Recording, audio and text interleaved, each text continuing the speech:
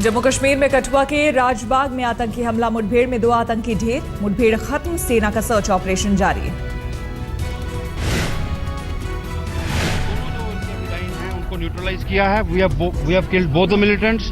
इसके बाद हमारी जो अपनी कैजुअलिटी है उसमें सीआरपी के हमारे 2 जवान जो हैं वो शहीद हुए हैं। एक हमारा जेकेपी जम्मू कश्मीर पुलिस का जो लड़का है वो शहीद हुआ है। 8 से 10 जो हमारे हैं माइनर इंजर्ड हमारे जो हैं सीआरपी के और हमारे जवान जो हैं वो हुए हैं। राजबाग थाने पर आतंकी हमले में सुरक्षा बलों के 2 जवान शहीद, 1 पुलिस और 1 नागरिक की भी मौत। धमाके से दहला कठुआ का राजबाग थाना, थाने के अंदर बने हैं रिहायशी क्वार्टर्स। गृह मंत्री राजनाथ सिंह ने प्रधानमंत्री को दी आतंकवादी हमले की जानकारी, जम्मू कश्मीर के डीजीपी से की बातचीत, आज संसद में देंगे बयान।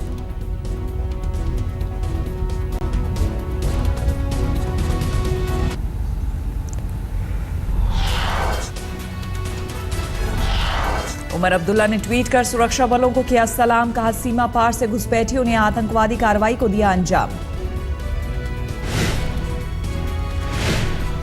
पटरी से उतरी देहरादून वाराणसी जनता एक्सप्रेस, 6 लोगों की मौत, 20 से ज्यादा जख्मी।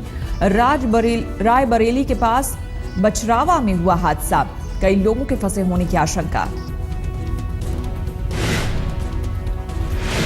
2 बोगी पटरी से उतरी, 1 स्लीपर और 1 अनारक्षित बोगी। ट्रेन ने तोड़ा आउटर सिग्नल।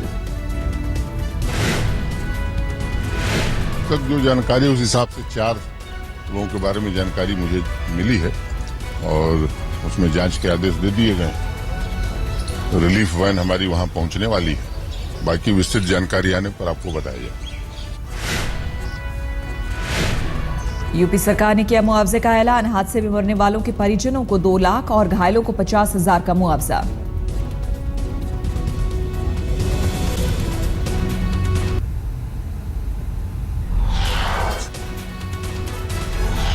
संसद के बजट सेशन का आज आखिरी दिन, काला धन पर रोक लगाने वाला बिल और कोयला खनिज बिल राज्यसभा में पेश, पास न होने पर 2 दिनों के लिए बढ़ सकता है सत्र। दोबारा से ये जो कुछ थोड़े से इसमें तब्दीली हुई है तो मैं समझती हूँ कि वो ठीक नहीं है, तो हाउस को अपने स्टैंड पे कायम रहना चाहिए। कांग्रेस के विरोध से राज्यसभा में लटका कोल एंड माइंस बिल, कांग्रेस सांसदों ने किया हंगामा, आज नहीं होगा प्रश्नकाल और शून्यकाल। कोल एंड माइंस बिल पर सरकार के साथ है तृणमूल, बीजेडी, एनसीपी, बीएसपी और एसपी जेडीयू ने किया वॉकआउट का ऐलान। देखिए, चर्चा नहीं, हम इस बिल के विरोध में हैं। जिस तरीके से सरकार इसको लाई उसके भी सख्त विरोध करते हैं, हम उसके पक्ष में नहीं हैं।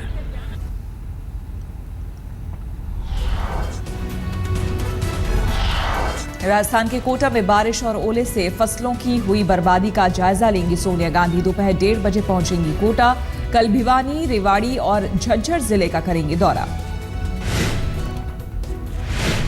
सोनिया गांधी कोटा के पास लाटपुरा तहसील के गांव मोरपा और दिगोद तहसील के गांव दरबीजी में ओलावृष्टि से हुए नुकसान का जायजा लेंगे। सोनिया के हरियाणा दौरे से पहले प्रदेश कांग्रेस अध्यक्ष अशोक तंवर और पूर्व सांसद श्रुति चौधरी ने किया भिवानी के ओला प्रभावित इलाकों का दौरा। कांग्रेस नेताओं के दौरे के बाद में हरकत में हरियाणा सरकार, कृषि मंत्री ओम प्रकाश धनखड़ ने भी किया भिवानी का दौरा, किसानों को दिया मदद का भरोसा। शिवसेना के मुखपत्र सामना में जारी है बीजेपी पर हमला, ताजा अंक में लिखा गुजरात के मुख्यमंत्री ने मुंबई के व्यापार में सेंध लगाने का किया प्रयास। मुंबई में भले ही बीजेपी के सांसद ज्यादा, लेकिन मुंबई शिवसेना की है।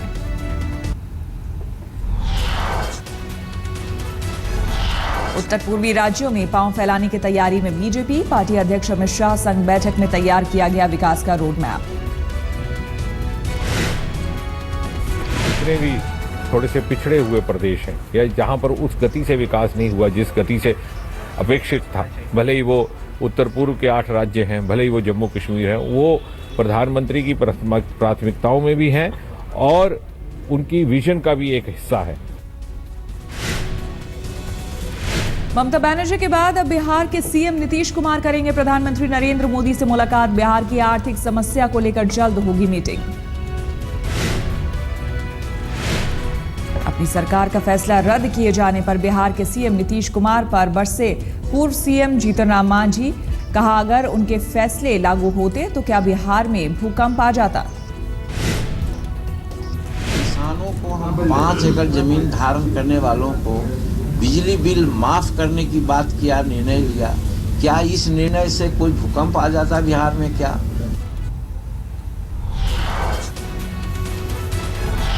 गर्मियों के आने से पहले दिल्ली सरकार का फैसला 20,000 लीटर से ज्यादा खर्च करने पर भरना होगा 10% ज्यादा बिल। सिसोदिया ने किया फैसले का बचाव। आम आदमी पार्टी ने आंतरिक लोकपाल एडमिरल रामदास को हटाने की खबरों का खंडन किया। नए लोकपाल की तलाश संबंधी खबरों को बताया गलत।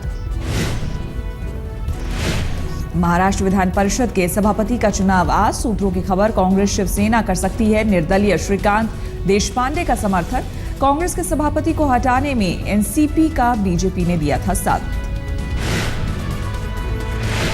जम्मू कश्मीर विधानसभा में बीजेपी पर उमर अब्दुल्ला की चुटकी। कहा, धारा 370 पर बयानबाजी करना बीजेपी की मजबूरी, इसे कोई नहीं हटा सकता।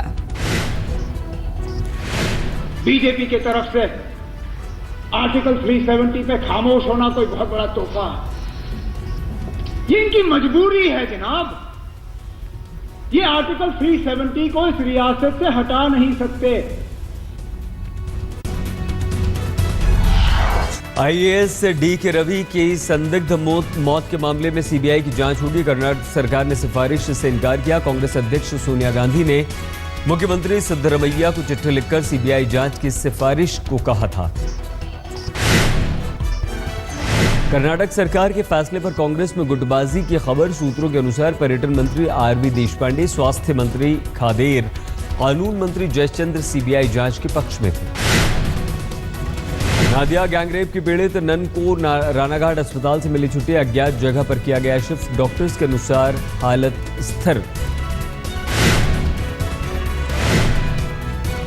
शारदा चिटफंड घोटाले में तृणमूल सांसद मिथुन चक्रवर्ती की मुश्किलें बढ़ी। प्रवर्तन निदेशालय ने फिर भेजा समन। मिथुन के वकील ने किया समन से इनकार।